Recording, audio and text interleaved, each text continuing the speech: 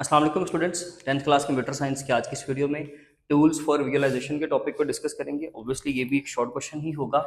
इसमें टूल से दो चीज़ें वैसे मुराद ली जाती हैं। आप लोग जैसे कि डाटा विजुअलाइज करवाने के लिए हम लोग बार चार्ट, ग्राफ्स वगैरह बनाते हैं, पाई चार्ट बनाते हैं, उनको भी टूल्स कंसिडर किया जाता है। और फिर वो टूल्स जिसके ज़रिए से बनते हैं, जैसे कि अगर हमने ग्राफ या चार्ट बनाना है तो वो बनाना किस तरह से है, माइक्रोसॉफ्ट एक्सेल के ज़रिए से या स्प्रेडशीट के जरिए से, यानी कि स्प्रेडशीट प्रोग्राम जिसमें एक्सेल भी आ जाता है, गूगल शीट्स भी आ जाती हैं, तो इनके जरिए से आप बनाते हो ना, तो इनको भी टूल्स कंसिडर किया जाता है। हमारे इस टॉपिक में, इस लेक्चर के अंदर अगर हम बात करें तो वो इसको बेसिकली टूल्स कंसिडर कर रहा है। लेकिन अगर आप कभी कोई ऐसा क्वेश्चन आ जाए कि जहां पर ग्राफ के साथ, चार्ट के साथ टूल का वर्ड पढ़ो, तब भी ठीक है, वो दोनों ठीक है जी।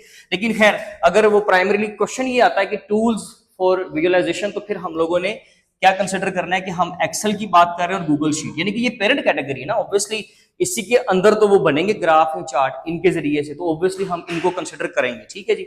अच्छा, तो सबसे पहले तो विजुअलाइजेशन हम क्यों करते हैं, ऑलरेडी हम हर चीज पढ़ चुके हैं। अब बात करते हैं कि creating the charts in spreadsheet. Spreadsheet क्या होता है? देखिए जी, स्प्रेडशीट प्रोग्राम्स वो प्रोग्राम्स होते हैं जिनके अंदर हम लोग टेबल्स के अंदर डाटा को डिवाइड करके टेबल की फॉर्म में ट्रीट करते हैं, जैसे कि कॉलम्स और रोज के अंदर डाटा को लिखते हैं एंड देन हम उस डाटा के ऊपर कोई भी प्रोसेसिंग करते हैं। जैसे कि यहाँ पर भी अगर आपने ग्राफ या चार्ट बनाना है तो पहले डाटा आपने एक टेबल के अंदर लिखना है। तो वो जो टेबल लिखने वाला जो प्रोग्राम है ना, उसको स्प्रेडशीट प्रोग्राम कहते हैं। उसकी दो मिसालें हमारे पास, एक माइक्रोसॉफ्ट एक्सेल यानी कि माइक्रोसॉफ्ट की प्रोडक्ट है, और एक गूगल की प्रोडक्ट है, गूगल शीट्स। ये हम लोगों को इंस्टॉल करना पड़ता है अपने कंप्यूटर के अंदर। आप लोगों के आपने को यूज किया भी होगा।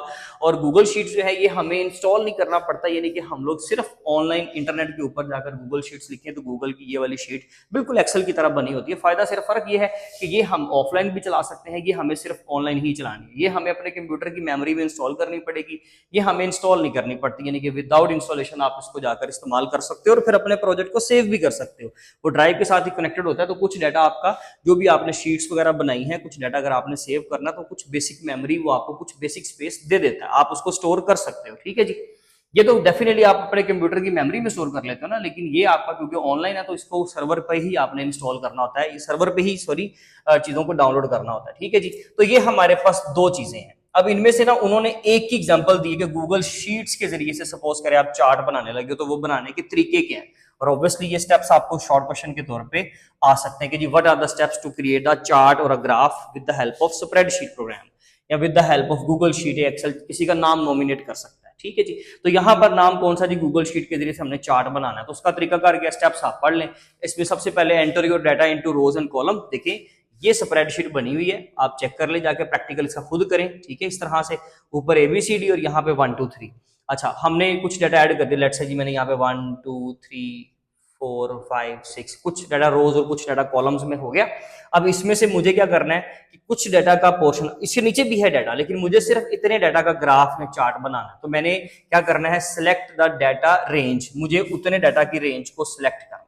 ठीक है, क्योंकि यहाँ पर प्रैक्टिकली आपने करके नहीं दिखाना, अदरवाइज वैसे आपको नॉलेज होना चाहिए, आपको रेंज फंक्शन इस्तेमाल करना आना चाहिए। रेंज फंक्शन में हम लोग एक सेल से लेकर दूसरे सेल तक, किसी भी हद तक जहां तक आप चाहो, आप वहां तक के कॉलम्स या रोज को जो है वो साथ में फिल कर सकते हो या उनको सिलेक्ट कर सकते हो। ये सिलेक्ट करने का एक तरीका है। कुछ लोग जो है वो माउस के जरिए से भी सिलेक्ट कर लेते हैं। तो खैर हम लोगों को क्या करना है, डाटा को सिलेक्ट करना है, उतनी रेंज को जितनी रेंज का आप ग्राफ में चार्ट बनाना चाह रहे हो। नंबर 3 पे click on the insert menu. बिल्कुल टॉप पे देखेंगे तो मेन्यू बार में यहां पर आपको मिलेगा इंसर्ट का बटन, होम के साथ आप इंसर्ट पे क्लिक करें। इंसर्ट करते ही वो picture insert, table insert, graph insert, chart insert, बहुत सारी चीजें आएंगी। आपने ग्राफ में चार्ट जो चीज आप बनाना चाह रहे हो, वो अब डिपेंड करता है आपका डाटा कंपैरिजन वाला है, आपका डाटा जो है वो चेंजिंग ओवर टाइम वाला है, या आपने as a whole part of the whole आपने कुछ शो करवाना है, यानी कि पाई चार्ट वाला है, लाइन ग्राफ वाला है, ये कौन सा डाटा, वो अब आपको पता है। आपने उसके मुताबिक सिलेक्शन कर लेनी है चार्ट या ग्राफ की। यहाँ पे क्योंकि चार्ट की बात हो रही थी तो उसने लिख दिया चार्ट, क्योंकि यहाँ पे चार्ट बना रहे हैं, हमने चार्ट को चूज कर लिया। वो चार्ट का नाम पूछेगा कि जी आपने कौन सा चार्ट बनाना है। ठीक है जी, आपने कोई भी चार्ट की सिलेक्शन कर ली, वो चार्ट ग्राफ लाइन जो है उसको भी, लाइन ग्राफ को भी चार्ट ही कंसिडर कर रहा है, यहाँ पे कोई इशू नहीं है। आप किसी एक को सिलेक्ट कर लें जो भी आप बनाना चाह रहे हो। लेट्स से जी मैंने बार चार्ट को सिलेक्ट कर लिया, बार चार्ट सिलेक्ट किया। अब वो कह रहा है कि अगर आप कुछ कस्टमाइजेशन करना चाहते हो तो कर लो। मिसाल के तौर पर जो चीजें आप लोग यहाँ शो करवाते हो, उनको यहाँ लाना चाहते हो, या फिर जो जो आप एक्स एक्सेस पे बनाते हो उनको वाई एक्सेस पे भेजना चाहते हो, कुछ इस तरह की कस्टमाइजेशन चेंजिंग करनी है तो वो भी कर सकते हो। फिर अगर आपने नाम बदलना, लेट से पहले आपने इसका नाम रखा था काउंट, अब आप इसका नाम रखना चाहते हो नंबर्स, तो आपकी मर्जी, वो कह रहा है कि आप लेबल वगैरह कर लें, जितना अच्छा लेबल करेंगे। अगर कोई कलर सेलेक्ट करना तो कलर भी सिलेक्ट कर सकते हो बैकग्राउंड के ऊपर, ताकि डाटा को और भी अच्छे अंदाज से विजुलाइज करवा सको। तो वो सारी कस्टमाइजेशन हमारी अपनी मर्जी है। वो नीचे डू यू नो के बॉक्स में लिखा भी हुआ कि आप जितना अच्छा से उसको सजाओगे, कस्टमाइज करोगे, उतना ज्यादा रीडेबल रहेगा डाटा, आपको समझ में उतना अच्छा आएगा। तो ये मेथड है, ये स्टेप्स हैं डाटा को, यानी कि इसके ऊपर ये किसी भी न्यूमेरिक फॉर्म के अंदर पड़े हुए डाटा को डायरेक्ट ग्राफ या चार्ट की सूरत में तब्दील करने का। बात समझ आ गई? तो उसमें वो एक एग्जांपल भी दे रहा है कि लेट्स से हमारे पास कुछ स्टूडेंट्स हैं, ये फेवरेट स्पोर्ट ऑफ स्टूडेंट्स का एक चार्ट बनाने लगे हैं। ये नंबर ऑफ स्टूडेंट्स है, काउंट है 0 2 4 6 8, यानी कि 2 4 6 8। अब क्रिकेट को कितने लाइक करते हैं जी? Let's say 4 students. फुटबॉल को कितने लाइक करते हैं जी? 2 स्टूडेंट्स। हॉकी को 0, और बैडमिंटन को लेट्स से जी 8 स्टूडेंट्स। मैं मिसाल दे रहा हूँ जस्ट, आप रट्टा मत लगाया करें, आपको खुद से अंडरस्टैंडिंग होनी चाहिए चीजों की। तो ये मैंने क्या कर दिया जी, एक चार्ट बना दिया।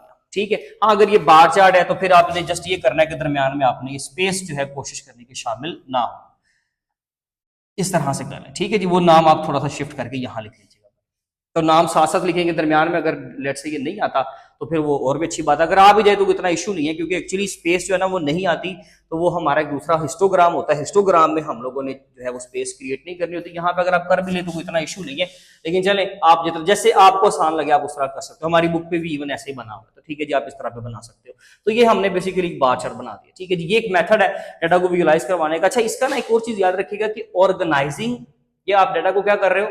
ऑर्गेनाइज कर रहे हो। डाटा को ऑर्गेनाइज करना या डाटा को स्टोर करना, इसका एक अलग से स्टेप भी कंसिडर होता है डाटा साइंस लाइफ साइकिल के अंदर। आप अभी नेट पे सर्च करोगे ना कि डाटा साइंस लाइफ साइकिल के स्टेप्स बता दे, तो वो आपकी बुक के मुताबिक आपको नहीं बताएगा। नाम थोड़े चेंज होंगे या सीक्वेंस थोड़ा सा कुछ ऊपर नीचे हो जाएगा। आपको लगेगा कि जैसे वैसे तो सीक्वेंस इसमें एक ही है, लेकिन वैलिडेट को अलग कर देगा, क्लीनिंग को अलग कर देगा, तो आपको लगेगा कि जैसे पता नहीं है तो क्या हो गया। तो ऐसा कुछ नहीं है।